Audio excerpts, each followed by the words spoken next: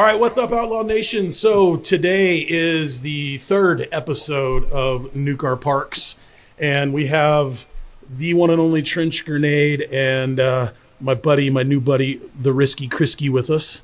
And we're trying to answer some of your questions, and we probably have better conversations offline than we do online.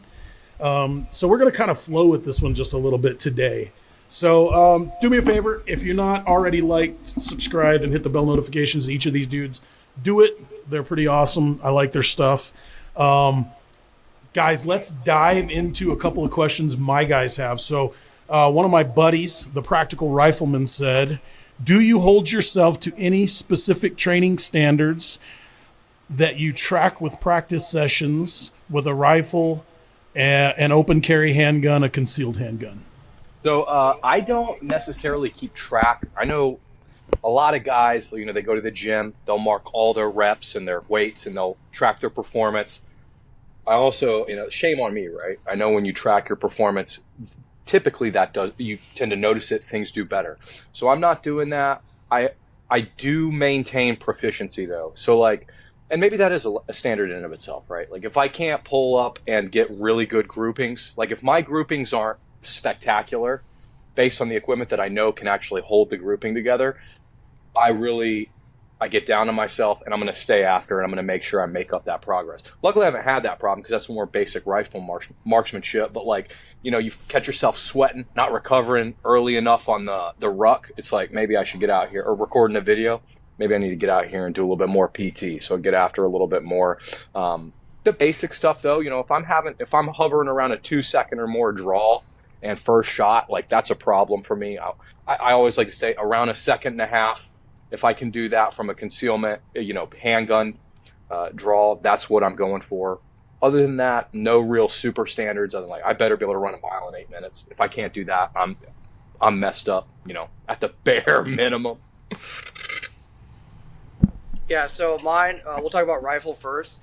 Risky Chrisky and I did this drill on my channel. You start seated at about 75 meters, weapon in amber condition.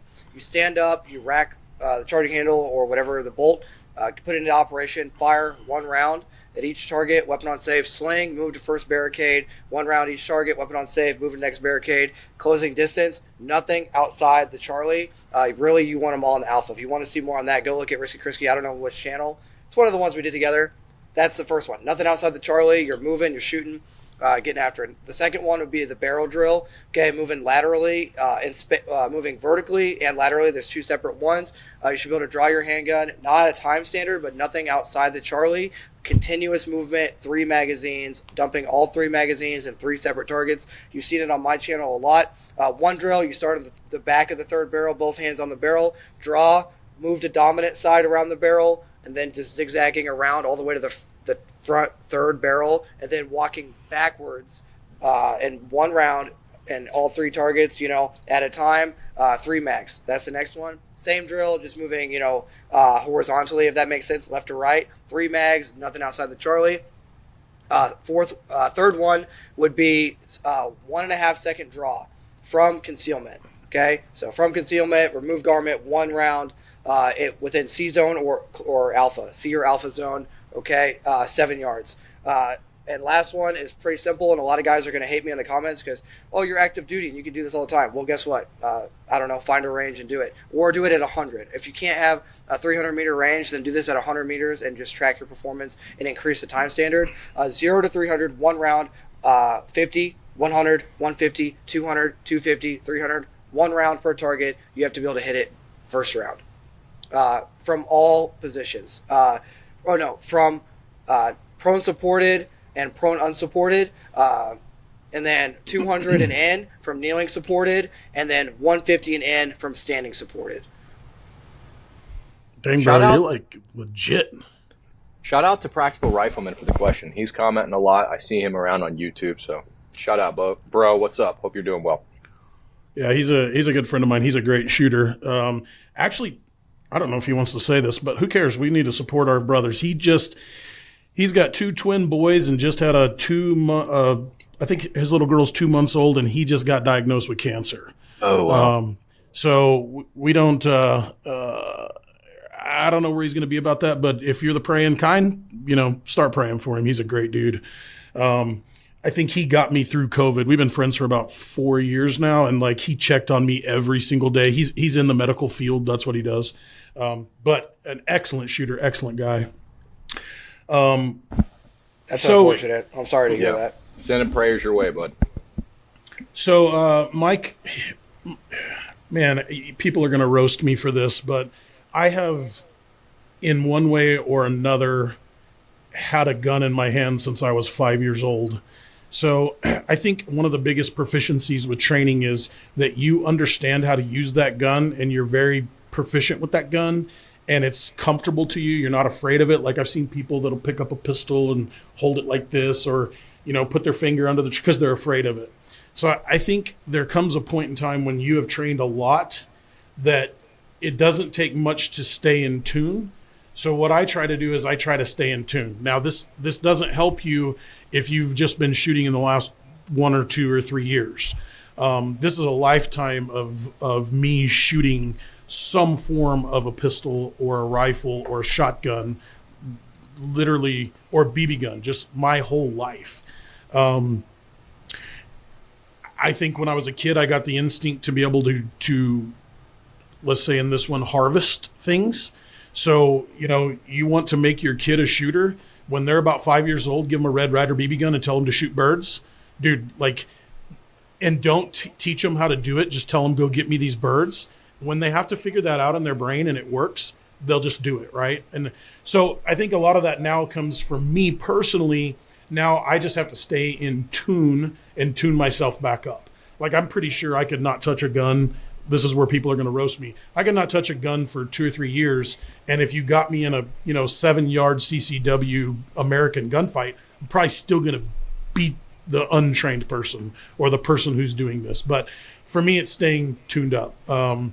Now, I primarily shoot a bolt gun. That's what I shoot a lot, or a precision rifle.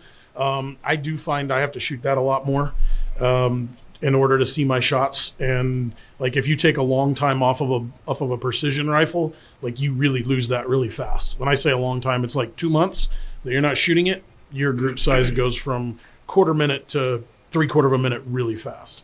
But for what he was asking for, I just try to stay, I shoot every week. I shoot every Saturday. And I just recently took up USPSA. So KCU CBO is taking my girls and I and like training us. And I'm going to try to push the girls through USPSA. So I recently started shooting that. So I'm shooting a lot more. But yeah, that's kind of me in the rambling. It's almost like get to the point where you instinctively can feel when the bolt locks back to the rear or when it should and it didn't. And you're like, oh, wait, I'm holding too high on the grip or something. When you get to that point and you can understand and feel the gun like that, that's kind of what he's getting at here. Like, learn to ride the bike, become proficient at it. Not saying you should take time off, but if that comes to pass, like, you're going to be okay. It's not the end of the world. You might not be as quick, but the point being, get to that level, and then possibilities open up. Yeah, stop asking us what next gun you should buy. Stop buying guns. Shoot the freaking guns. I'm going on a warpath here. And I'm going to start it off spicy because I just posted a freaking video calling out all gun tubers and all gun owners. Stop buying new guns. Start training with the guns you have. I'll make a bet. I'll make a deal with you. For every 1,000 rounds you shoot, I'll shoot 1,500. Okay? Average. If my community is shooting 1,000, I'll shoot 500 more because I'm already shooting the ammo for the channel, and you can see it in video evidence. Get to the freaking range, and if you're one of the guys that are in my comment section saying, I can't find buddies to train with and game with, practicescore.com or any of these competition apps, find a competition app, type in your zip code, stop buying freaking gear. Get to the range and put some freaking bullets through the barrel. Go wear out your barrel. Once you've worn out an AR barrel, then you've entered the right to post a new, what should I buy next? Sorry. And if you can't go out to the range and shoot like that, you better be the absolute best with weapons manipulations and reloads, because you should be dry firing and handling that sucker in the privacy of your own home or residence all the time. Yeah. Yeah, that's where I say dry practice, right? Like, you should be pieing corners in your house. You should be, working where is better, muzzle up than muzzle down in my house. Like that's the kind of stuff that'll make you better even without the ammo. But yeah, if you stay tuned up after you have it down, I think it doesn't take that much to stay tuned up. Right. No grease once here and there. Yeah. And guys, so all the guys, if you're carrying like a SIG, a MMP, or a Glock, I pick on those a lot. Don't ask us what aftermarket trigger to buy. Simply shoot the gun, and at around 4,000 to 5,000 rounds with that gun, that trigger will be amazing. You don't have to put any 5-pound spring, disconnector spring. No, just shoot the pistol.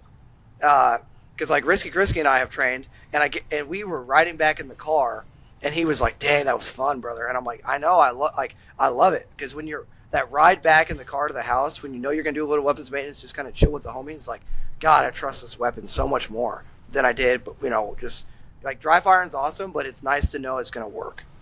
Even as simply as like we were talking before this, I went and confirmed 0 on that AK again, and I've taken that side rail mount off a handful of times since I shot it last, and it's still holding the 0. Like, what a confidence builder! And going out and first shot, being able to hit a 6-inch pie at distance, like, come on now. That's the kind of stuff that you can't get any other way than actually putting rounds down range.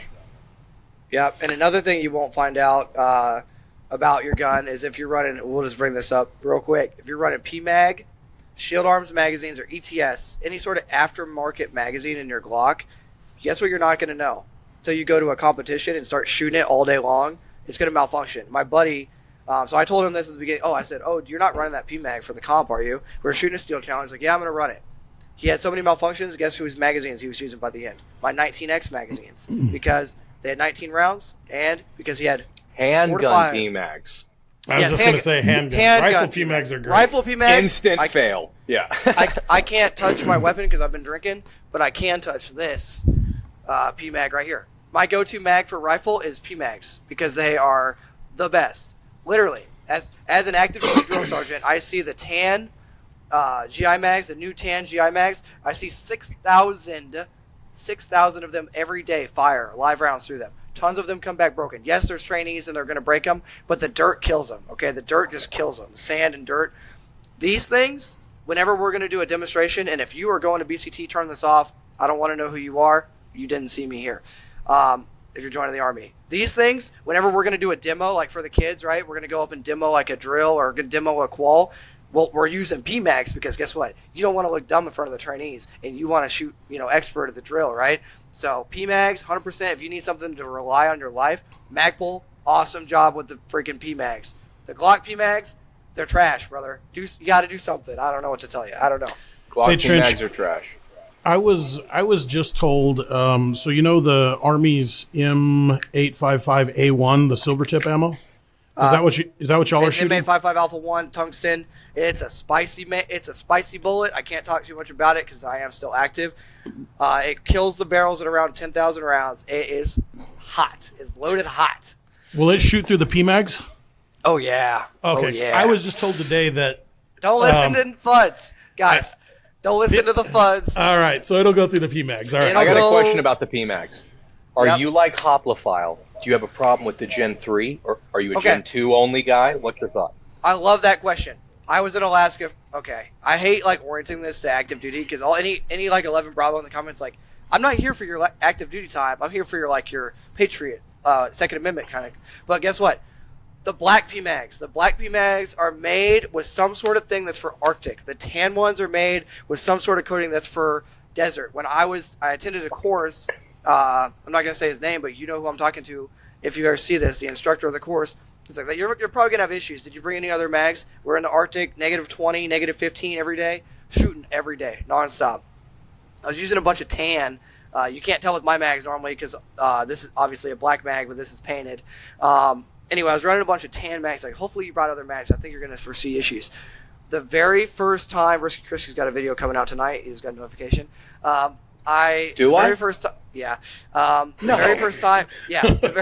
very first time I fired a couple drills with the tan PMags, the feed lift thing broke. It said, riddle me this, the video. The feed lifter, or the feed thing on the side broke the wall.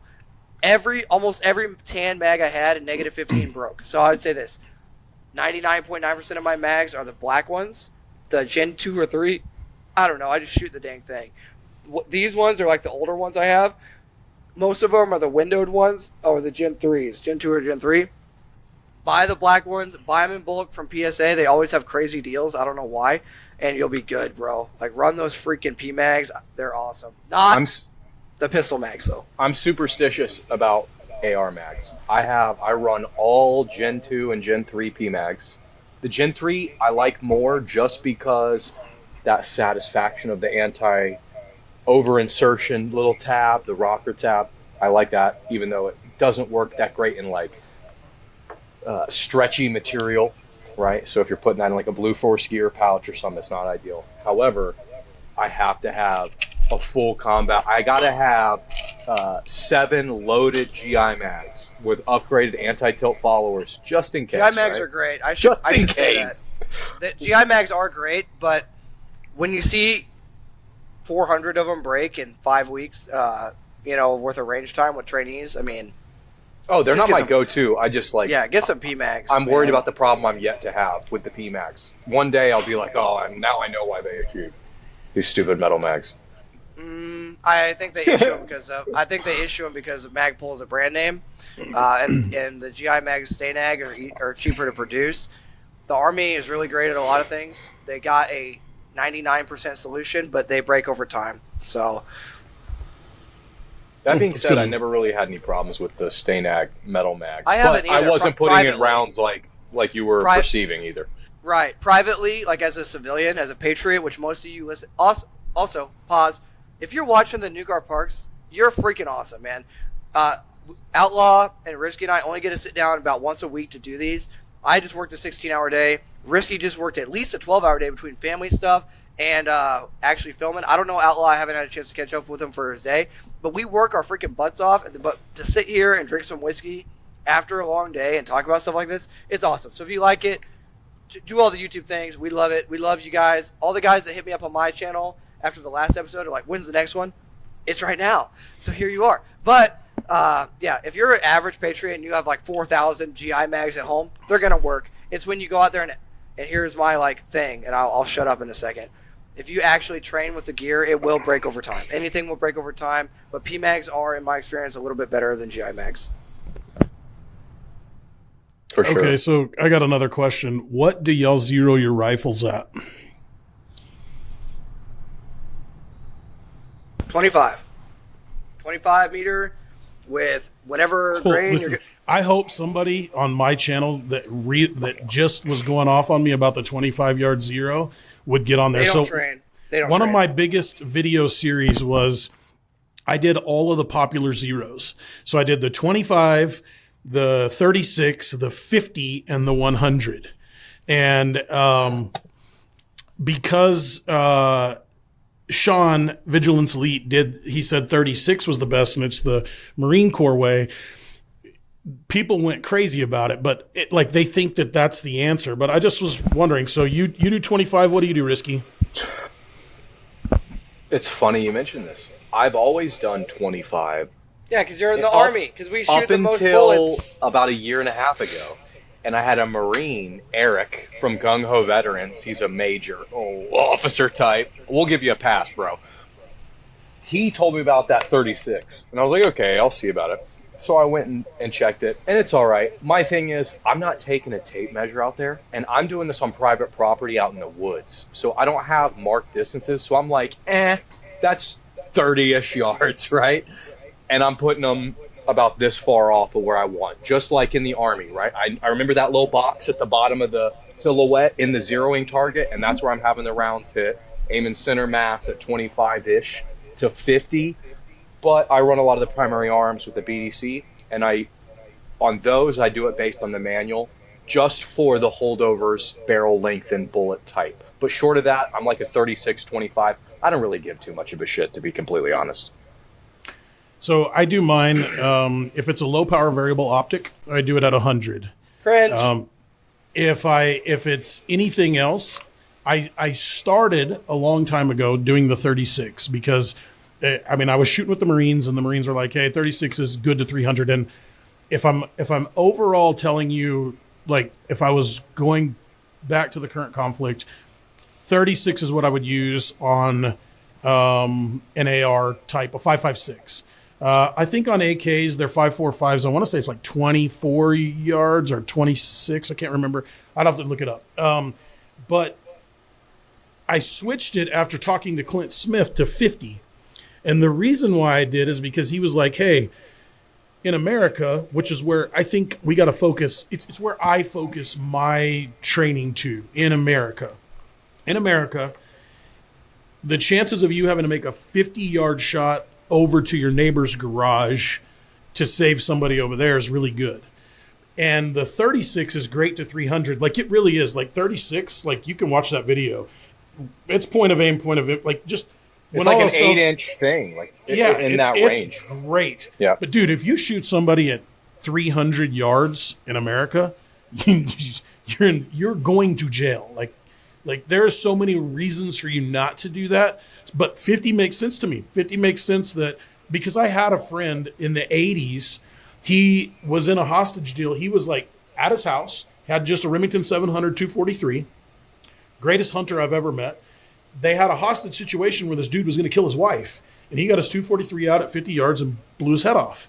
And that was in the 80s. And so that makes sense because it's something that I could relate to, right? And so that's why I chose 50 for that. I know. I got a question. Shoot. I'm gonna prove you wrong. What is a 50-meter zero good for? 50 and 200. Okay. So, what is your hold at 300? What is my hold at You 300? might A little know. high. It's little high. But the guy in the comment section right now that has put less than 50 rounds through his rifle ever, you know what's going to be better for him? Hold up. Can you hold up your ACOG? I'm just going to use this as demo. You know what this weapon, that freaking optic was made for? That optic was made for a 25 meter at the 300 meter point of aim, 0. So that way at the 100, 200, 300, and all the way down the BDC, and I know everyone in the comment section saying, BDCs are a myth after 500. I got it. But guess what? You're never going to shoot more than 500 because you don't even shoot at 25. So this is my argument. Army, we shoot the most amount of rounds every year than any other organization ever in the human history. Prove me wrong, and don't come over here and tell me MARSOC, one unit shot more rounds than the entire Marine Corps. They probably did. But the Army shoots the most amount of 5.56. Okay? Now do CAG. Yeah. And what conventional forces. we zero at 25. Yes, over time, or like due to time constraints, because we have a billion people to get through, right? Here's the thing.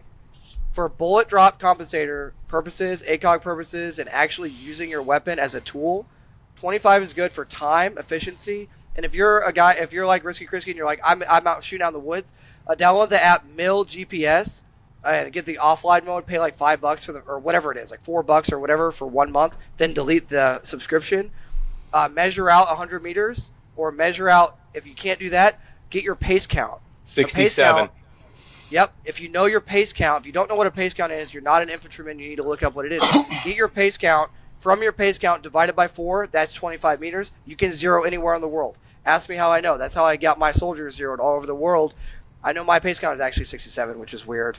We're the same height-ish. 67 paces, right? So I know 67 divided by 4, don't do math in public, is whatever number. I walk that distance, I double it, or make sure confirm it once. Set up the target with a backstop, have my soldiers zero. Now they're ACOG from 0 to 300, they can kill. I'm a little bit taller than you, and I think you're more aggressive, so your strides are a little bit longer, and I think that's where it evens out. I don't know. I have a lot of thoughts you about are taller. this. You're like 3 inches I'm like taller. 5'9.5". You're 2 inches taller. I'm totally making a YouTube short of this and posting it to everybody who said the military doesn't use a 25-yard zero.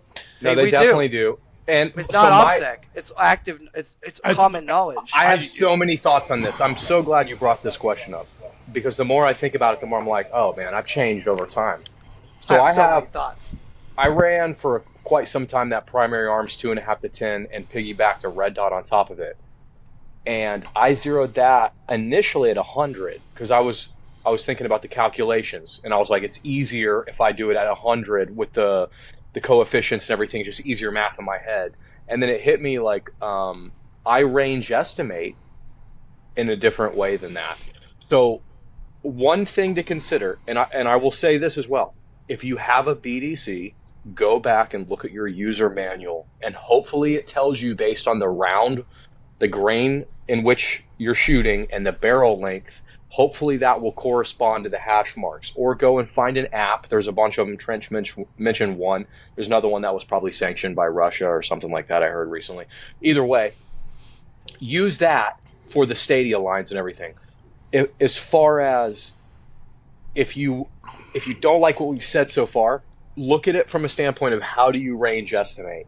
Do you use the reticle? Do you have a laser range finder, like accessible? Or are you using range estimation? How are you estimating it? Are you doing it in, like, did you play football and like, oh, that's the red zone or that's the end zone, multiply that times 10, or that's 100 yards, or that's 50 feet, right? Use that and judge all of this off of that, because if you know your farthest shot based on that, then you understand, okay, so that's my max. That's the ceiling. I get the floor is going to be, 7 yards or whatever. What zero works best for me in that environment? Right, and guys, it's not a movie. If you're actually using the weapon, you're going to fire with your 100-meter hold. It's going to be a little short. You're going to hold your 200-meter hold and hit him 3 times. That's the reality. And that takes a lot of training. Yeah. I forgot it. We were shooting, and the first couple shots, guess what I'm doing? I'm failing to incorporate the hide over bore. Because I'm always shooting at distance, and here we are in the trench, right? Up close. Yep. So it happens to the best of us. You just got to get out there and use your stuff. Yeah, in real life, you're going to fire that. Okay. Oh, here we go, war story. In real life, you're going to fire that 1 or 2 rounds. Damn, my hold's wrong. You're going to go up to the next stadium line, you're going to fire, it's going to hit. Oh, there's wind. Guess what? You're not in a movie.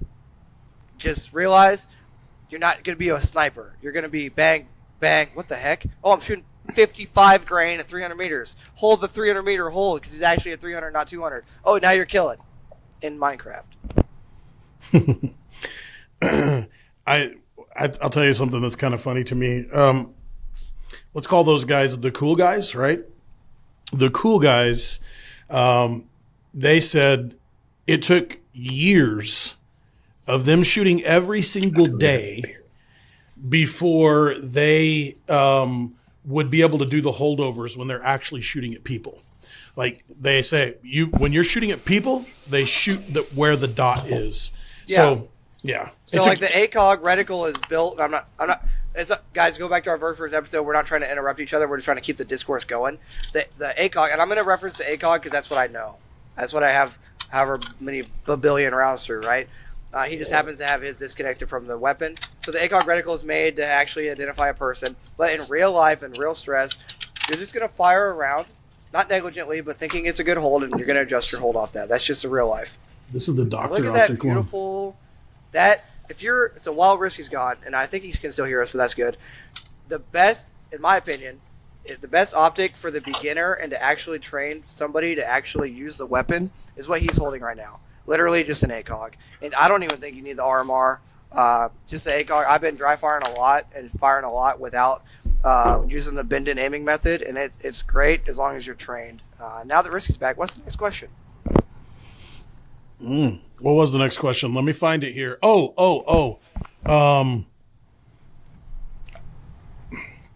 How much does physical fitness play into your preparedness of life? And I'm going to preface this with, I want each of you to go, and then I want to tell you probably what most of you don't expect, but I think it'll help. So, one of y'all just kick it off. Wait, go. How much does physical fitness play into what? I'm sorry. To your being a prepared patriot, Minuteman, whatever. Okay, I'm going to talk about a part real quick that's not even a part of that question, but it is. Physical fitness will keep you alive mentally. If you're a fat person and you don't take care of your body, your brain is not functioning properly. The amount of dopamine you get from hitting 25 reps at 135 for the Instagram or for YouTube just to call somebody out, even though it's lightweight, because they can't even do 5, it's amazing. Because guess what? Your brain is the most powerful thing you have. You have to keep this thing working for you. If I can't keep my brain convinced that I did something hard, and I'm going deep, okay? You all are here for the deep stuff, right? I'm going to go deep. And we got 2 guys that have been in active combat situations. I've only ever been in very, very high-stress situations all over Europe, Eastern Europe, okay, with anti-Russia stuff. With that being said, your brain is your most valuable asset other than your body. Okay, so keeping this thing, thinking that you did something hard today and that you're bettering yourself, that is the first part of physical fitness. Going on a run, going on a walk, lifting some weights in the gym, moving that weight around. I don't care that you're only lifting 5 pounds. Tomorrow you can lift 10. The next time you can lift 15. And eventually you can do whatever you want on Instagram. But guess what? I can lift the 315. And guess what I post on Instagram? I don't post the 315. I post the 185s or the 225 for 6 or the 185 for 20 or the freaking 135 for 25 to 30 on bench press because for my brain. I have to tell my brain you did something hard and you're doing good. So to answer the question, to stop on this monologue, it is the most important thing other than knowledge from a course that you attend.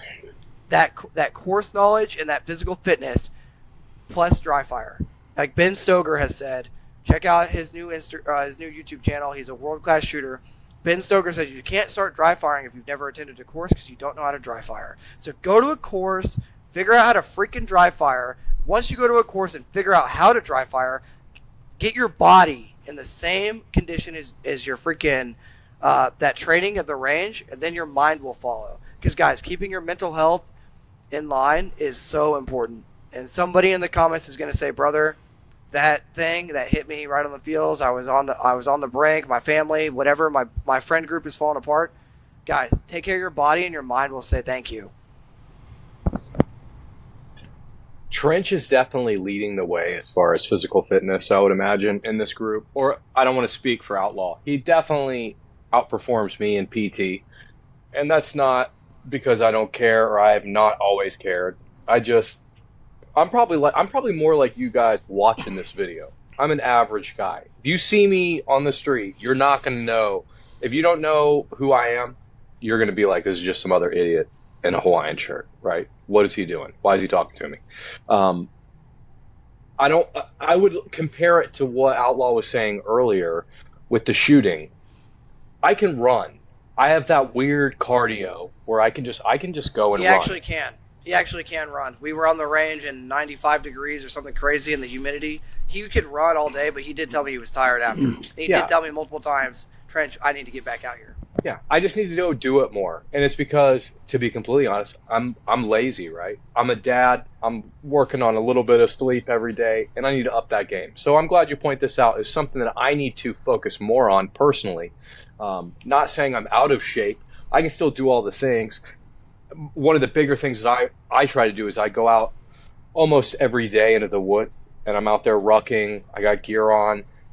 If I can't, I got a few hills on one of the properties I go to. If I get up that hill and I'm sucking air and it's like embarrassing, I'll just go back up, go down and do it one more time before I leave. Because it's like you're losing it, right? And that's one of those things. For me, what do I have to be able to do? I got to be able to go to my boy's property in a worst event, set everything up, secure it, get everyone else there, and then be still fresh in order to continue patrolling. And if I can't do that, then I'm wrong. And I'm not even saying I got to sit here and be able to do a half marathon or something like that. But like if I can't go do a 5K at an 8-minute mile pace or run an 8-minute mile just out of nowhere randomly, then I'm not doing what I need to. So hopefully I can be an inspiration for some people who are really out of shape. Okay. So I've had 17 surgeries. Most of the surgeries on the right side of my body. I had 3, 4, 5. I had 6 surgeries in the right side of my body in a matter of a year and a half. I spent almost an entire year, between 2 years, literally on the couch or in bed. I just jacked up my knee and I jacked up my shoulder so bad that's what happened to me. And so I gained... Guys, I gained almost 90 pounds. And I remember one day waking up and I was like, holy shit, you're the fat fuck. Like at 299, I was like, I'm done. I'm not doing this anymore, right? I was an athlete my whole life. I've been in shape my whole life. I'm not doing this anymore. Now, I need a new knee. Like the doctor already said, hey, I'm not going to do your new knee until you're 45. And you probably need to wait till you're 50. So I need a new shoulder right now. And I probably should do that one, but I'm not going to. But so here's what I did. I went to the doctor. I got my blood work done. I checked my blood work. I leveled out some of the vitamins in my body to be specific testosterone inside my body. I didn't realize that after 40 how much I had lost. And I think this goes well with what Trench said. I had no idea that I had brain fog. None. I had no idea. Like, I just remember when I was a kid, you could tell me a phone number and I would remember the phone number forever. And then at my worst, you could tell me the phone number and I would be like, okay, what is the first one? Is it 806? It's 8. What was the other? Oh, and like that, it was that bad. And then, so I started working out and listen, I'm telling you, I started working out. What it started with was a diet. And I said, okay, listen, I'm going to cut myself to 2,000 calories no matter what. I don't care what I'm eating, 2,000 calories. And I started walking. And then I eventually had a hard time walking, mainly because of pain, just up and down the block. And then I got to 3 miles. Well, then just walking and dieting, I lost 69, 70 something pounds. What time frame was this? It took me about 5 months to lose that. Was this before Ukraine or after This Ukraine? was before Ukraine. And then so afterwards, I was like, all right, I went to Ukraine. And what I realized was I could do anything. I could do anything everybody else could do. I was never going to be as fast as them because I need a new knee. So I can sprint as fast as you across the hallway right there because, I mean, in my experience, I haven't had to run a mile. But I can sprint with you and I can, you're not waiting on me, right? Okay, so then when I got back, I was like, dude, I've got to get stronger. So I have spent the last year. Now, I have been back and forth over there 6 times, I think now, 6 or 7. And so I have spent this entire time getting my right side of my body equally as strong as my left side. Now, I'm in the gym 6 days a week now. I'm doing a mixing between 45 minutes of heavy weights and 45 minutes of cardio conditioning every day now. And I'm still... I guess if you were focusing in this on weight size, you still may look at me and be like, dude, you're too heavy. I get it. But what I am now is I'm a whole lot more sharp and I'm a lot stronger. Like, it was funny. I was on vacation with my brothers and I haven't seen my brothers in a year. And, like brothers do, we wrestle. My little brother was like, holy shit, dude, you got strong. I'm like, yeah, I've been trying. Right. But the thing that I want to tell you is I saw a lot of people in war, regular civilians, regular people that are super out of shape. They're super fat. They still get to do a job. They can still do a job. But here's what happens is when you have to exert that energy, you can only do it once and then you're down for 3 days. That's the problem. Can you do it one time? Yes. Could you get in one gunfight and probably survive that? I mean, if the odds were in your favor, yes. The problem is you're going to be in so sore you can't walk for the next 3 days. That's a liability, in my opinion. Mm-hmm. That's right. major It's a liability because now you put the whole team down. So now I'm not sore anymore, right? I don't go. I mean, I still get sore from working out, but that's where I'm at. And so I'm hoping that could be an inspiration for you guys to be like, look, man, Trench is still in the middle of staying in shape. And the biggest mistake you could ever make is getting out of shape. Don't ever get out of shape. Risky's still in the, dude, I'm not in shape anymore, but I'm not out of shape. I was totally out of shape. Now, don't be like, oh, you had an excuse because you had those surgeries. That's still not an excuse. That was me just being a lazy ass. But I'm able to come back and get stronger and put the weight off, and I'm going to keep doing it. I'm going to go back to 200 pounds. That's my goal. But right now I'm really trying to use everything and get stronger. So I'm eating a shit ton of protein. But you can do it. If I can do it, you can do it. And I'm telling you, yes, I think you'll be fine. If you don't, I think you'll be fine one time. But the second time, that's when you cost somebody in your group their life. I'll say this just to end this part of the conversation. I've fluctuated my weight significantly in the past. And a lot of it has to do with, like, maybe I'm drinking too much. Why? Maybe I'm dealing with personal issues or some PTSD or traumatic stuff in the past. And I went through a phase where I was diagnosed with adult ADD, and they put me on meds with the VA. And I was on PTSD, depression meds from firefighting and from just other stuff that I'm not trying to go into right now. And then I realized, like, I can't be on these meds, right? I came to, well, let me back up. Do whatever you think is right. Talk to your doctor, your significant other, pray, do what you think. I found that I'm like, I can't do this. I'm fluctuating moods too much.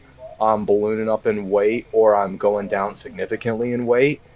And this is not something I want to do long term. I would rather deal with the consequences and bite the bullet mentally of having to fight these demons rather than resorting to a chemical substance that, even though it's legal and prescribed through a doctor, I still know what it is, right? We all know what it is. So making that decision to stop was hard. And then I overcompensated drinking a little bit, back to the whole PTSD thing, and coming to the realization that there's no easy button, right? You're going to have to change your diet. You're going to have to not drink beer as much. And I mean, let me say this. I was in the Army drinking a lot of beer, but we're running 7 miles a day. So you can do that when you're 20. But when you're 30, when you're 40, and you're not running 7 miles a day, and you're taking antidepressants or Adderall or other stimulants or, drugs for blood pressure, and you're drinking or doing whatever, like, what do you think that's doing to your body? And so me, from an SHTF, like, adult now, like, father mindset, like, can't have any of the meds. I cannot be dependent on medications. I don't expect there to be a pharmacy in whatever scenario I'm looking at, right? I got to get off that. It sucks. But let's develop that mental fortitude. Let's develop all these other procedures and systems in our family and in my life so that that's not a problem. And now, it's like you said, don't get out of shape. I might not be in perfect shape, but I'm maintaining what I've got now. If I'm between 165 and 180, that's my range now. I've been down as low as 139. When I was deployed to Iraq there towards the end, I was about a buck 39. I've been up to 225 before. So it's like, find that medium, try to maintain, and don't vary widely on your graph for your life. Right.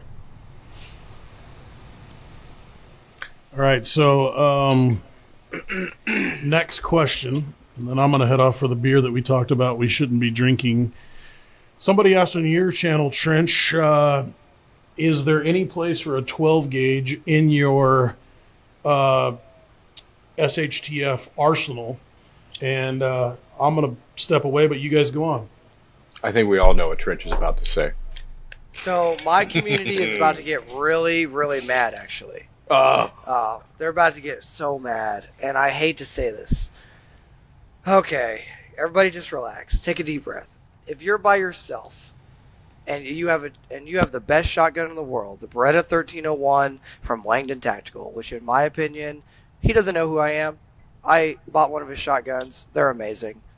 If you have the best shotgun in the world from Beretta 1301 Langdon Tactical, and you're by yourself, you're gonna really, really hate your life when you run out of ammo on that first magazine tube. So this is what I'm gonna say. If you really are like, I'm going to run a shotgun, if it starts with Remington 870, you've already lost.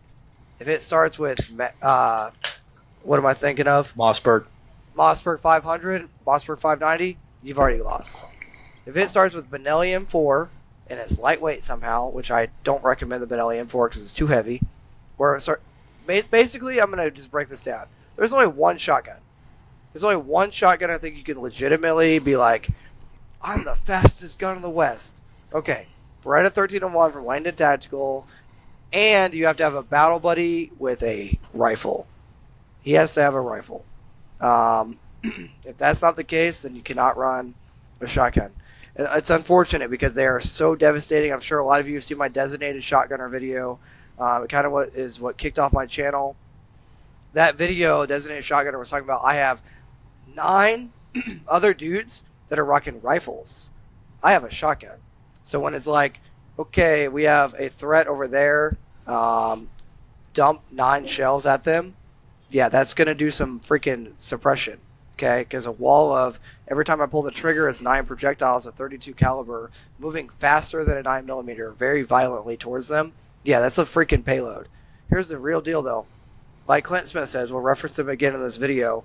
The right load, the right range will physically remove you from this earth and part of your body off of you. Okay, so if you're by yourself right now, sitting at home with your Beretta 1301 from Langdon Tactical, that is one of the most devastating weapons I've ever seen.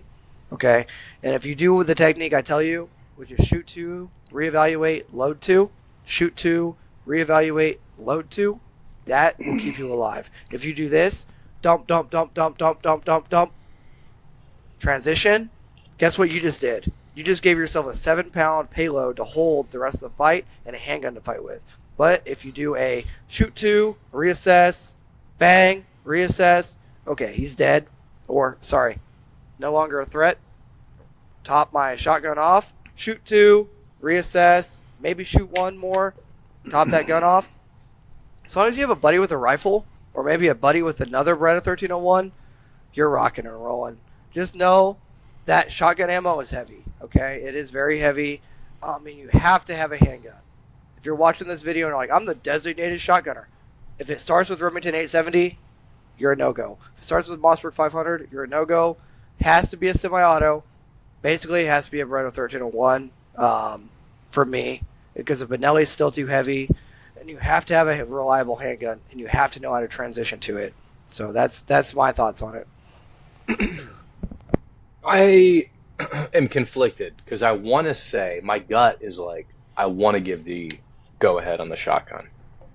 I've carried a shotgun in Baghdad. I've had a little pistol grip one carabiner to my shoulder before, walking around with a rifle. I've had a full 590A1 as my main weapon doing a patrol in a city with a whole platoon with me. And in retrospect, and now I'm looking at it, I'm like, there's almost no situation that I would choose a 12-gauge shotgun over a semi-automatic auto-loading 7.62x39 or 5.56 or something like that.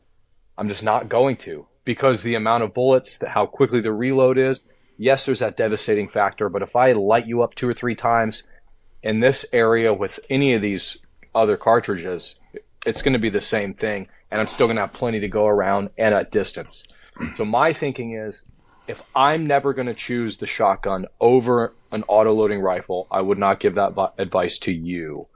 That being said, I might take a different approach than you did. If you do want to have a shotgun, and I say this, maybe it comes across as derogatory, so forgive me if you're the guy who knows what you're doing.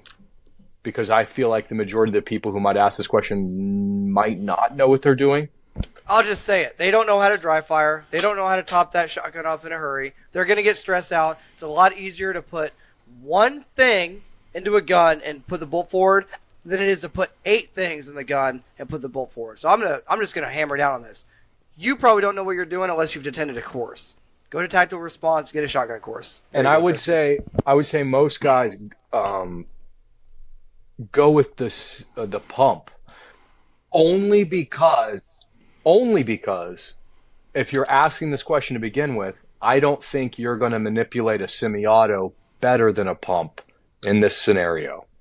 I'm not saying it's the better weapon. I'm saying if you're asking this question and you got your mind made up, and I wouldn't even say the Remington, get the 590, because I've personally had issues jacking up the extractors on the Mossberg, or excuse me, on the Remingtons, and they're harder to replace than the 590s. So it is what it is. I would never, with that being said, don't use a shotgun. Have one with a 25-inch barrel to shoot down drones if that's your dream, and have a snub-nosed one, with an AOW permit, to be legal, to breach, but carry a rifle. Yeah, I'm gonna echo off of Risky here. I don't see. I have shot a shotgun a lot in my life. I've been issued a shotgun. I've shot a shotgun. I've seen people get shot with a shotgun. It's violent. It's great. It really is. But I just can't see. The only exception that I tell you is if you are, if you're somebody who has never put in a class, like you're not going to dedicate your life to being a shooter, but you were a bird hunter, ducks, quail, geese, you will load that shotgun under stress because hunting is like simulating stress. And maybe, but like, come on, guys, 25, maybe 30 yards with buckshot is all you're going to hit somebody. Maybe you can do 100 with slugs. I know you could do 100 with slugs, but most people can't. You can hit out to 100 with buckshot. Can you keep all 9 pellets on, though? No, Yeah. you're not going to be accountable for all 9, but you can That's right. effectively hit out to 100. So when I tell you buckshot, I say I am accountable for all 9 pellets. And all 9 pellets out of that Beretta 1301, I just did a video on it the other day. I can do 32 yards, and I can hit all 9 pellets. So I guess if I had to shoot at somebody with 100 yards, I would. But like that shouldn't be like, you need to be accountable for your rounds, I think. I just don't see a reason. And then some of you might be like, but dude, I have my little one from Mossberg or my little one from Remington. The difference is a Remington's easier to do a slug changeover.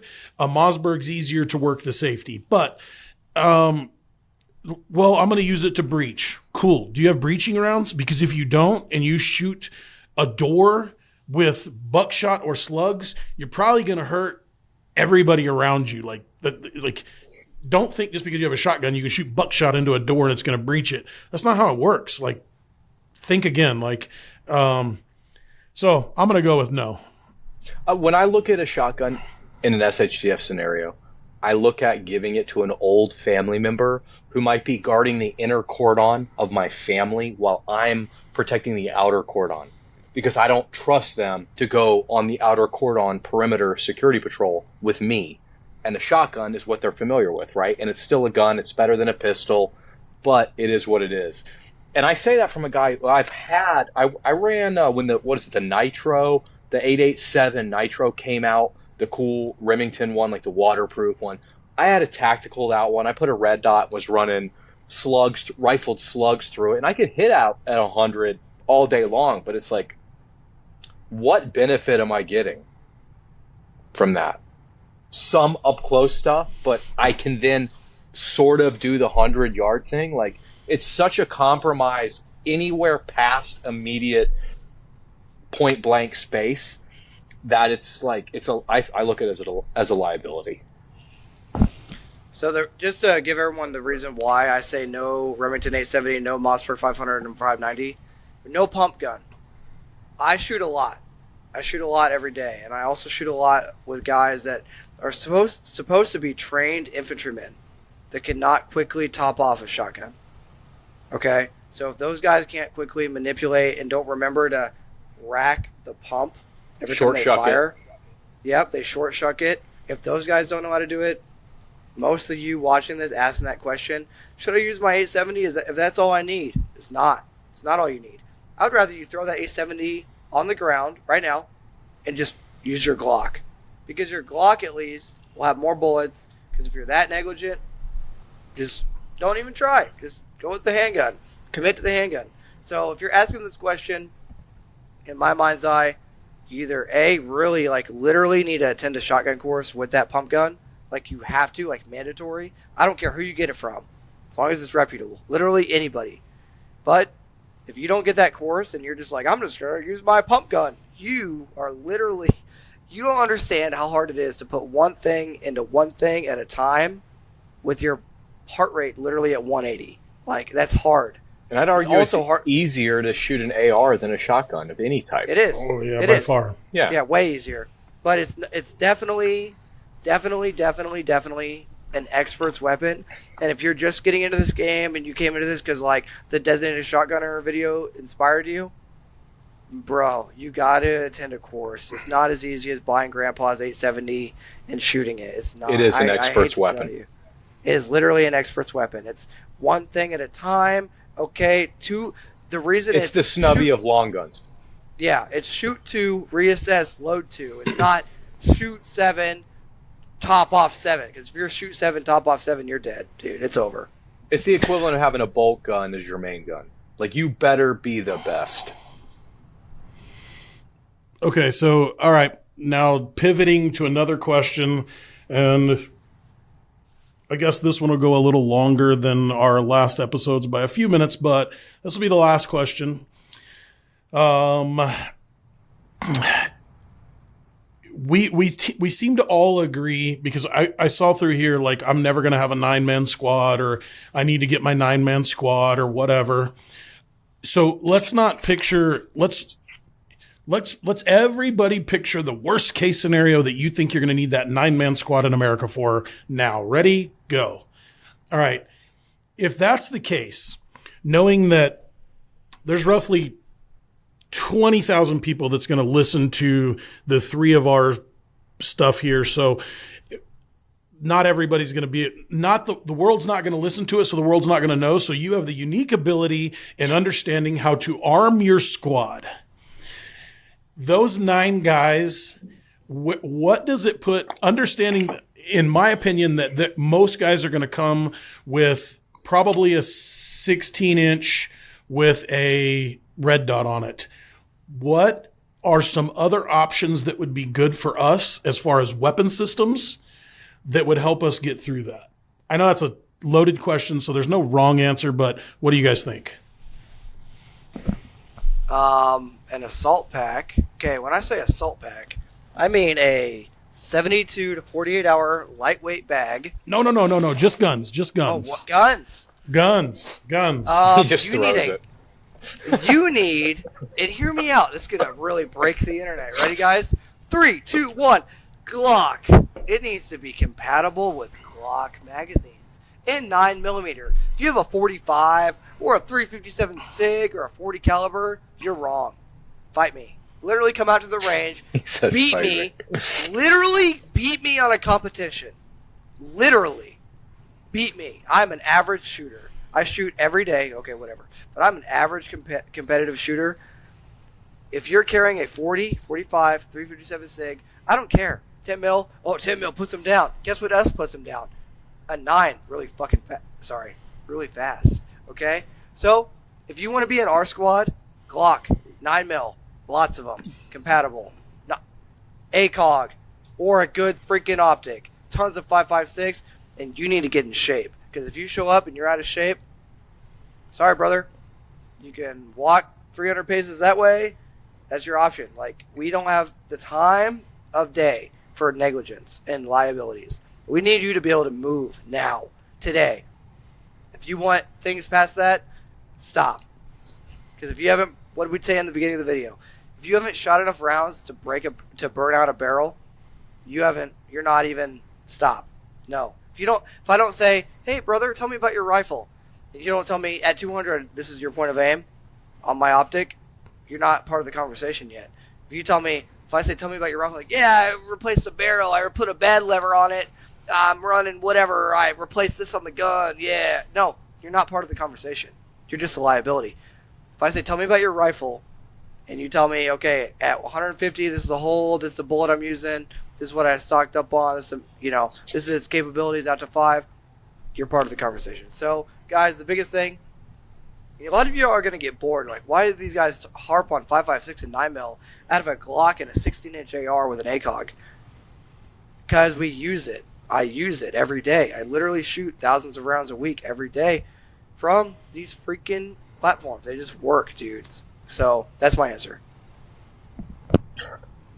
Most of my guys, and I have like an interesting situation where we could go 7.62 by 39 or 5.56. because I have a interesting group of friends that are like a bunch of AK guys, like out of nowhere. Like, how's that even happen? They all have a bunch of AKs. I'm like the dude with the least amount of AKs in my group. And so we could go either way. We'd probably go 5.56. That being said, assuming we're going 5.56 for ammo compatibility, I think we'd probably add, if we had that 9 or 10 man group in a worst case situation, I would add a couple of dudes with 308s, depending on the environment. And I would just, assuming I'm in my environment here in rural North Carolina, with some towns and large cities in the vicinity that we could potentially visit if we have to, I wouldn't say I'd use them as designated marksmen, but I like that role if they have, if 8 or 7 guys have 5.56 rifles, a couple of them having 308s with some scopes, I literally don't give a shit if everyone else has a red dot and a 16-inch AR-15, because I can disperse some ammo to the guys closer to those periphery marksmen and give them a few extra 308 magazines and say, hey, if he runs out, hand him these. So then there's that backup for him. I have that longer surveillance and positive identification aspect covered. I've got that barrier and vehicle defeating ability, comparatively, relatively speaking. So I'm pretty much staying 5.56. The longer the barrel, the better. If you got a 20-inch, if everyone have 20-inch barrels, that's cool, because I'm not trying to do CQB, and even if we do, Marines and Fallujah, right? We all got the memory of that, so we can still do it. Add a couple 308s. If this was 2 or 3 years ago, I'd say add an FRT trigger or two, but I don't think I should say that right now, so maybe we'll leave that one out. All right, Minecraft. so first off, I think this is really important, and I'm positive that these two former and active Army guys will tell you. An AR-15, a Glock, is a personal protection gun. A belt fed is a weapon of war. So, like, I have a belt fed, so I would take a belt fed. I got a Mark 46. Yeah. I got a belt fed, so I would take a belt fed. But I understand that most people aren't going to take a belt fed. I understand that most Americans don't understand that suppressive fire is a real thing. Like, it's a big deal to move. So I like that idea of, like, that. What is that Franklin Armory trigger? Pop, pop, pop, pop. Is that even legal anymore? I don't know. I'm assuming no, but everyone knows what you're talking about. Yeah, I don't know. But anyway, guys, none of this is legal advice. See, do not take anything that we're saying tonight as legal advice. Here we go. Better call Saul. We're not telling you to Saul. do anything. Yeah. For me, though, because I do think that most people are going to show up with a red dot and a 16-inch, right? First off, I think you should be happy with your 16-inch, an 18-inch, or 20-inch, especially because I think most people are going to be shooting 55 grain training ammo, and they don't realize that they needed 70 grain Barnes or 77 Sierra Match Kings. For me personally, I'm going to bring a DMR, right? So what is a DMR, a recce rifle? Oh man, I really wanted to get into the recce rifle conversation. Dang it. Anyway, I'm going to so I have a Marzell rangefinder, right? I've got a 45 degree red dot and a 4-16 Night Force on a 16-inch barrel with a CGS silencer on it. That's what I'm going to take, because here's a perfect example of this. I promise I cannot run as fast as you two. There's nothing I'm going to do in my life to ever make me run that fast again, right? I'm 42, almost 43 years old. I have to have a new knee. So it's way better for me to provide cover for you guys, right? You can wait while I move and have somebody cover me, and then you guys go do what you're going to do, and I move, and I mean, I can still move fast enough. You need to be able to move fast enough that you're not a liability, but and I probably have the most experience underneath that gun. So that's what I'm choosing for me. Now, I don't advocate that because you think it'd be really cool to be Chris Kyle and be a sniper, that you just think that you can just off and buy a sniper. Please don't. It's a mistake. Section. Yeah, it's a mistake to think that you are a DMR or a long range shooter. Like, it is that skill set is a completely different skill set than you even being able to shoot Can your I AR-15. interject? Yeah, go ahead. I'm not trying to interrupt you, brother. Guys, a lot of you guys are awesome. Like 95% literally of you guys watching this are awesome. You're literally what I wish some of my trainees were. Just adamant about training. You wish you had just an extra couple $100 to shoot. Guys, I am not a DMR. I am not a designated marksman. I have been in the Army for 10 years. I've shot 17th in the Army last year. Okay, for active duty. I am not a designated marksman. Not even close. Risky has seen my marksmanship firsthand. I'm a good shooter, but I am not a perfect shooter. For designated marksman in my squad, if you can't shoot perfect, you're just taking an M4. Like literally, like I'm gonna talk real talk. Like when sweat is dripping, bullets are flying, blood is dripping in Minecraft, when things are happening, when you're tired, I would rather you have an M4 with a lot of bullets than be useless as a designated marksman. That's what he's talking about. So if you're not that asset, it's not an attack on you. We need riflemen. Most of the time we need riflemen. We don't need designated marksmen. I'm sorry. I went to long-range marksman school, and I'm still choosing a red dot. Yeah, like it's I guess I've been doing this for almost 22 years long range, right? Like, so the things that I can do with a precision rifle, I've been doing this as long as Trench has been alive. I get it. Literally plus like 8 years, and yeah. Yeah, and so what I'm trying to say is it's like, and I am by far not the best. But it's what I would take because it's what my experience is. And yeah, I think that's a really good thing that you bring up, Trench, is like, I don't know why in a stressful situation such as Minecraft, my brain slows everything down. It seems like almost everything is going just faster than slow motion for me. Even so, if you're watching this, you're like, I've never been in a firefight. Has your mom and dad? I'm gonna get deep. They're watching this, so we get real. Has your mom and dad ever gotten in a fight in front of you when you were a little kid? And I'm ordering a burrito as we speak because I haven't ate all day because I'm a drill sergeant. Yeah, I know. Ordering a burrito? I'm starving to death. DoorDash? I haven't ate all day. I have to. I haven't ate all day. You can only do that because you're young. I've never done that once. I'm starving to death, guys. I'm an active duty drill sergeant leader now, so I'm training drill sergeants to be drill sergeants. Yeah. 16-hour days, not fun. Anyway, guys, if you've ever seen your mom and dad get in a fight, you ever seen your buddy get knocked out in front of you on the curb, guys, unless you've been in a high stress situation, inoculation, if you haven't, the best way to get that is competitive shooting. That's what he's talking about. When that stuff starts, the first thing you're going to think about is, what do I have to defend myself? Oh, it's this heavy thing. If it's this heavy thing, you don't want it. If it's, this really convenient AR that I just have shot a billion rounds through, I'm telling you, it's what you want. Don't be...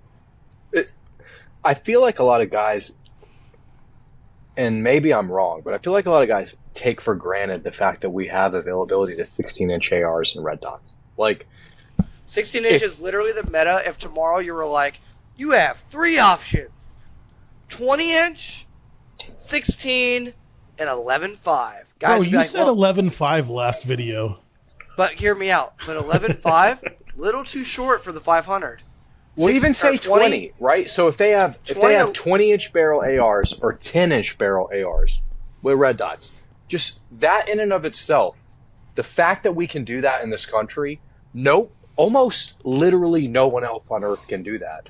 So we're trying. A lot of people are trying to make a mountain out of a molehill. Like you could have all 9 dudes with the same gun. Like that is so effective compared to the alternative that everyone else on earth is facing. You can, with that team in Minecraft, potentially get a 240. And what have I said to other people? You get me and all my friends with 240s, and you cannot stop us. I don't care who you are. You can't stop us. I would rather. So I'll even argue that you and all your friends with 240s can't carry the ammo because a 3-man team can carry 240. Yeah. So I would rather have you and all your friends with 20 mags, no body armor, with 20-inch. 20 mags, 20-inch. We'll just make it simple. 20 mags, 20-inch barrel, 5.56. That's it. The whole point being, don't get caught in the weeds, right? The fact that everyone can have a semi-automatic, box-fed, modern cartridge rifle with optic, that's almost good enough, right? Just make sure you know how to use it. Make sure your boys know how to use it. And if you don't know, like, what's the best, go to basics. Get an aim point on a 16-inch rifle, and you're going to be good to go. Get good with that. I totally agree. And listen, I swear to you, Mike Jones from Grand Thumb is in my brain because he stole my idea. So I'm really good friends with the guys at Noveski. I love them. We've been friends for a long time. He went and did the same thing I was trying to do, but he just did a video and he did all like 10.5, 11.5, 13.7, whatever. And he found out that the biggest gain in velocity was in the 16-inch, even over the 14.5. And even with all of the pistol brace stuff going on right now and all of the bans on guns, like I just, if you have a 16-inch gun, you're fine. Like you have probably the best we have to offer. The SEALs proved that in their recce rifle. They took the Mark 18s and cut them down to 16-inch because you only lose like 50 feet per second, but you gain like 100 feet per second over the 14.5. So it's like the biggest gain. And a red dot's going to work for everything. A red dot with a magnifier so you can take it off and put it in your pocket. So I totally agree. I just, going back to that conversation. I would even say for most of them, and this is not an insult, it's actually you know what I'm saying? A red dot actually is amazing for most people. Like, it's what you need.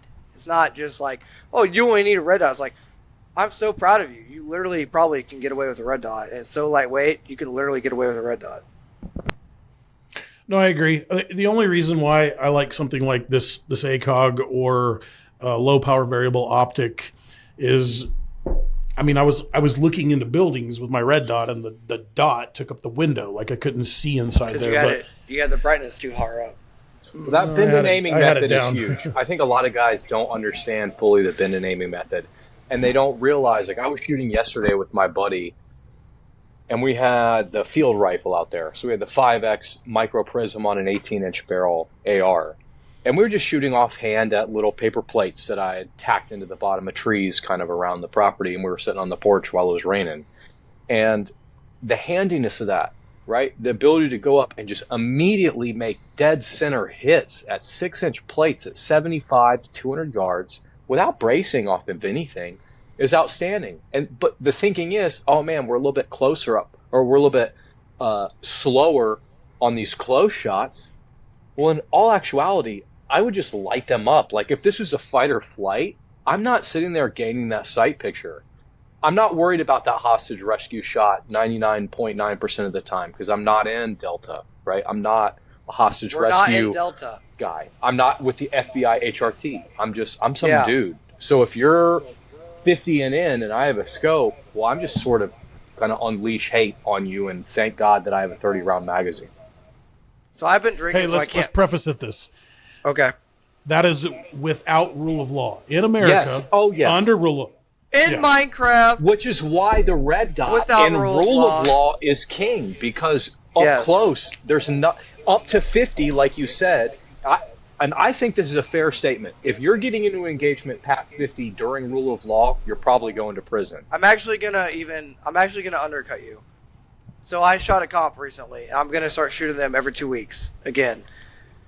In America, right now, the best gun you can have is a Glock 19 or Shadow Systems MR920 equivalent with your 17 round in it or your 33 round in it, whatever, with a high volume of rounds from you in that gun.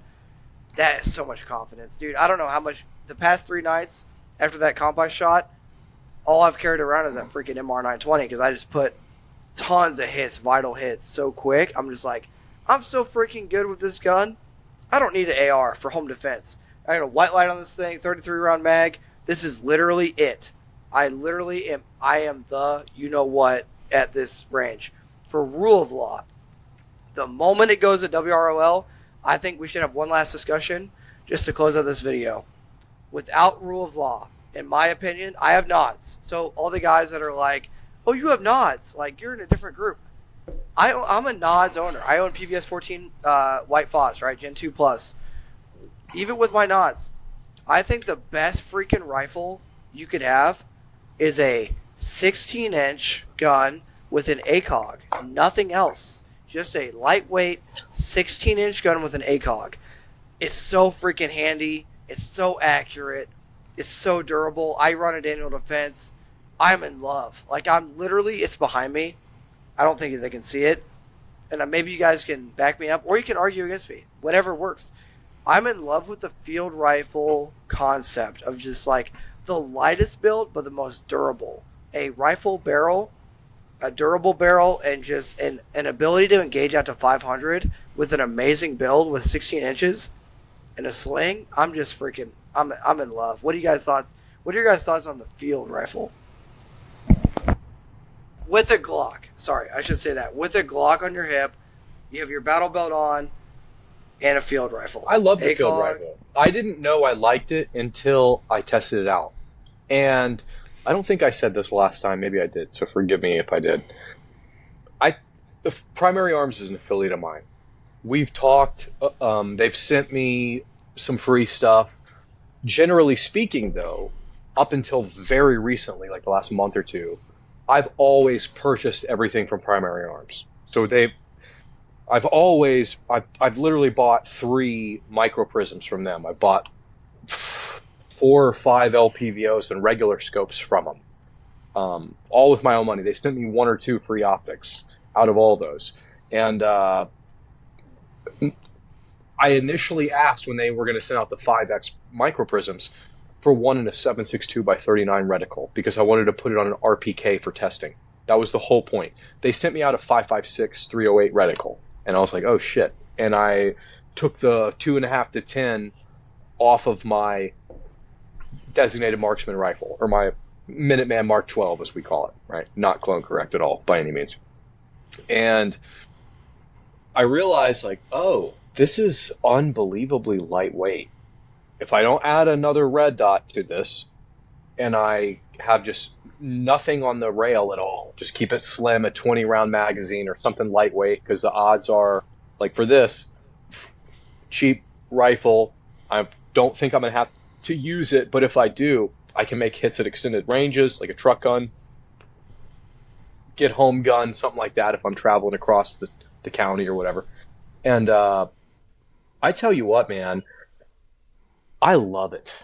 I absolutely love it. For the reason I said before, if they're up close, I'm just going to unleash hate on them if I'm carrying the field rifle, because it would be SHTF. There would be no cops or 911 that I could call.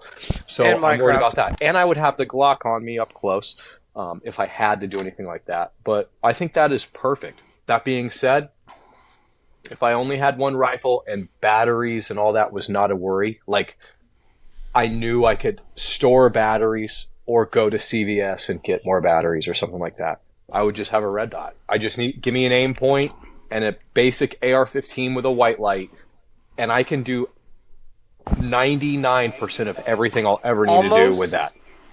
Almost any AR. If you just buy Give me any a AR, Smith & Wesson M&P Sport with a Streamlight ProTac, literally, and an ACOG or and an aim point red dot or a Hollow Sun red dot, and it's zeroed, and I will and it's make zeroed it work. for your caliber. Yeah, it's like what he's saying is like literally the worst AR. Okay, the worst manufactured AR. Like we're not saying that it is, but an M&P 15, just not a budget friendly, but the a base good level AR. trustworthy rifle. Like literally put an aim point on it. It's for most of you that are like, I need a BCM. Are you shooting? Oh, you're not shooting? Do you want a gun to defend yourself? Oh, just get it. Just get it. Just get the gun we just talked about, because guess what? Most of you, it will defend your family forever. Like literally. Oh, listen, I agree. I think I mean, one of my first, I guess my third AR-15 was a DPMS Panther. Yeah. Dude, that gun's still with a carry Budget handle. build, but guess what? Still Everybody's smoky. considered the Panther at one point in time. Not me, actually. I didn't even know what that was. But Ooh, well, Trench isn't old can I enough. say this? It's Palmetto State, same thing. Is it? Yeah, they own DPMS. I don't know if I'm supposed to Oh, say well, that. they own everybody now. James, They own sorry if I H&R. wasn't I supposed to didn't say know that. Yeah. They own Yeah. H&R now, so whoever. Yeah, they own DPMS and H&R. Yeah, and anyway, like the idea of that was if you could own a separate type of weapon system other than the 16 and with a red dot, which I think is what most people would have. What Glock would you pick? 19! I don't Totally know. separate Like, category. yeah, have you? Yeah, different category. I'm talking rifle, like rifle. Oh, wait, What? so you need 2 rifles? No, I'm saying Like your main weapon. there's 3 of us right here, right? So if 3, let's add 4, and let's say we have a small little squad, right? Okay. There should Fire be a team. belt fed, right? Somebody should have a belt fed. If you don't have a It's belt not fed, going to happen for civilian. We'll I just know. skip that. What's the next best thing for a belt fed? Literally, this is not going to make you happy. A same dude with more ammo. The I'm ATF restricted triggers that they just recently. Not even that. Sure. I just take another rifleman. Yeah, Just just literally, a traditional. in my experience, rifleman. guys that can shoot more, like 4 guys that have 210 rounds of ammo average, that can just keep shooting accurately, is going to beat any sort of, I'm going to fire my special from Destiny 2. All right, my fire special is firing. Oh, it's a magical ability of fully automatic. No, it's not going to happen. Here's what is going to happen. Can you keep shooting at them? Because I have to reload. I don't want to die when I reload. Thank you for keep shooting.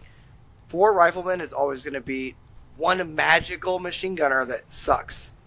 4 amazing riflemen wins. I agree. I like to throw in the DMR rifle for me. Sounds like Risky has a Mark 12. That's I'd implement the DMR if you don't have the machine gunner. yeah. That's. I think that's what I would add. But only if they know what they're doing. If they don't, there's no need for it.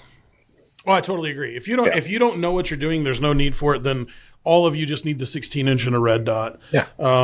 Yeah, I totally agree. Maybe have the leader with an ACOG or some glass so they can make situationally dependent calls, right? I mean, these guys are civilians. How many of these guys are wasting money on Netflix, on whatever they're wasting it on? Maybe they just put a little bit away for the ACOG. You know what I mean? I think more guys are wasting money on gear than they are training. I think more guys have suppressors and cool guy guns and optics and multiple rifles with so many thousands of dollars in each of them, and they don't know how the fuck to use any of them. I think that's the reality of what's going on. Here's an amazing idea. What if guys, instead of wasting money on random guns, they start wasting money on training? That would be amazing. They start wasting money on training. You know what? So there was several people that asked us. I know we've gone way over our normal time here, but there have been several I don't care. people I got about that 20 more minutes. We're good. several people that have asked, like, how do you form a mag? How do you form a crew? How do you form, how do you get like-minded individuals? I've never found a better way than to take a civilian shooting class, period. Because everybody there is at least as like-minded as you when it comes to shooting and guns. If you want to find buddies, like literally, if you want to find buddies to train with and to game with, go to a steel challenge, go to USPSA, or go to an actual course. Because I had a buddy, I'm not going to say his name, we were both shooting really, really well at this comp. He was like, hey, what's your Instagram? Do you have like a thing? And I'm like, yeah, bro. We just kicked it off immediately. He's an awesome freaking USPSA steel challenge shooter. He's like, you seen Ben Stoker, right? Like, yeah, man. We start immediately just talking about Ben Stoker, his videos. Like, we kicked it off immediately. We don't know each other at all. We just know we can both shoot at a moderate level, and we both like this. So, if you want to find buddies, just get out there, put yourself out there, and actually go to these courses, go to these matches. I'm telling you, there's going to be some weirdos. They're going to be way overweight. Tell them to get to the gym, and you'll see them in a month. Like, literally. Bro, I'll tell you right now, I'll take everybody that's overweight that has been to a training school and successfully passed that training school than everybody who hasn't. Is skinny but has never had a round of training. Yeah, you're right. If you literally have no training, you're fucking sorry. You can run around all day and not get tired and not do the right thing one single time. And not literally hit the target. Exactly. Not literally reload your handgun. You can be morbidly obese and stay in the same position and fire when I need you to and provide me cover in a way that is benefiting the group more than the guy who's in shape and doesn't listen to commands or act accordingly in the right time. So that's right. There's a happy medium there. There is, but I'm going to call out one group. And this can be my last controversial thing. The group of veterans that say, I'll sit on this hilltop and cover you. If you're a fat veteran and you think you're going to sit on a hilltop and cover someone, I need to tell you about a little thing called thermal. You're going to die. Oh, thermal is the dude I saw in the current conflict. Tell them that just say you're going to die. Just say you're going to die. Gosh. Just say you are going to freaking die if you're with somebody fat. who has a $500 thermal. Yes. If you are literally, if you're that veteran, and I'm a freaking active duty dude, get mad, dude. Get very fired up. If you're a former active duty dude sitting there like, I'm going to sit on the hill in my room in 700, guess what? If you're fat, the enemy's going to know you're fat. They're going to shoot you in the face because thermal exists, and thermal will shoot you in the freaking face. And you know how you combat thermal? You move constantly in the worst conditions possible, and fat guys can't do that. Yeah, and guess what? Yeah. The thermal is something I deal with every day in my company. Like, it's what we do. Trying to understand thermal better. And I've seen it firsthand live, right? Thermal is really, really hard to beat. It's really hard to beat.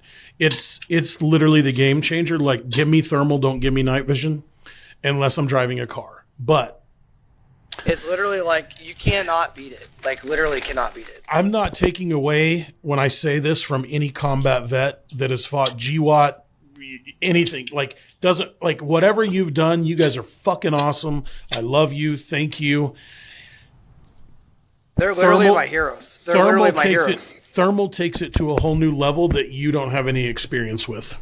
That's fair. That is the next level of the game. And so let's do full transparency, right? I've talked to the people I am associated with now, and I've tried to get with a few other YouTubers, much more high profile than any of us combined, right? And I've talked to Hollow's Son because they had that cool SHOT Show thermal and everything out there. And I've talked to a few guys who make some cloaks and camo for thermal and all that. And right now, there's not a whole lot of good answers. There's some mediocre attempts to disguise. There's some things like that. But at the end of the day, your best bet, and this goes broad stroke. This has really kind of changed my mind as far as how I approach this. And it goes back to like what my dad used to tell me. And I think that's just piggybacking off of what he realized after Vietnam. You're going to have to go back to the basics. Unless you have everything, you might as well have nothing. Unless you have these thermals and access to the drones and this technology, assume you are zero. Assume you're the lowest man in the totem pole and get good at fading into no technology, hand and arm signals, not talking on a radio, not communicating via Wi-Fi or any of this shit. Like, if you don't have everything, assume you have nothing. And that's the safest way we can approach this as armed, prepared citizens is assume we have nothing. Assume we have everything stacked against us.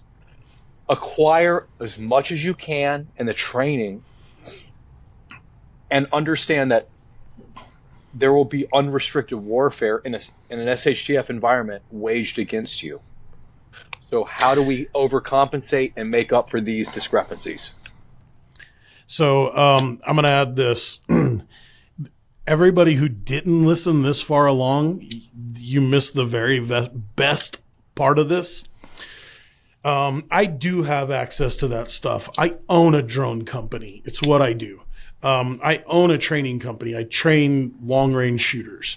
This is what I do. I have the best thermal cameras on my drones.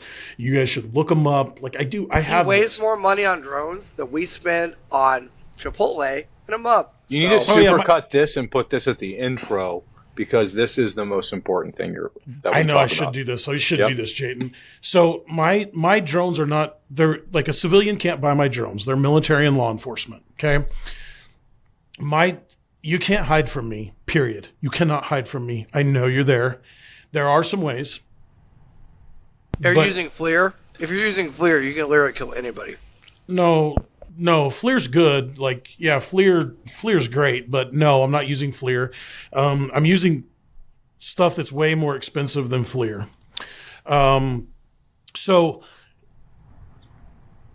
how much can we say on YouTube? That's the best part. We don't know what we don't know. We don't want to say too much. We'll just say this. It's very effective. Well, yeah, I know what I know about thermals, and you're obviously steps ahead of this, and that makes me uneasy. Yeah, I have personally I have thermals. I have several $100,000 thermals that we test, that we work with. Give me some. So this is what we do. I hog hunt at night. You know, we're in West Texas. We shoot a lot of hogs. You guys should both come out here and shoot them with us. We'll stay with my family in Dallas. It'll be perfect. When you have thermals, it is a totally different game. It's a totally different world. If you fought the global war on terror, if you fought Vietnam, if you fought, you literally, you're out of your league. It's not out of your league. It's a total different threat. It's like playing baseball, being told you're going to go play track or go run track. Yeah, it's so much better than what you even think. Like, it give you an example of me hunting. This is one that I know I can do.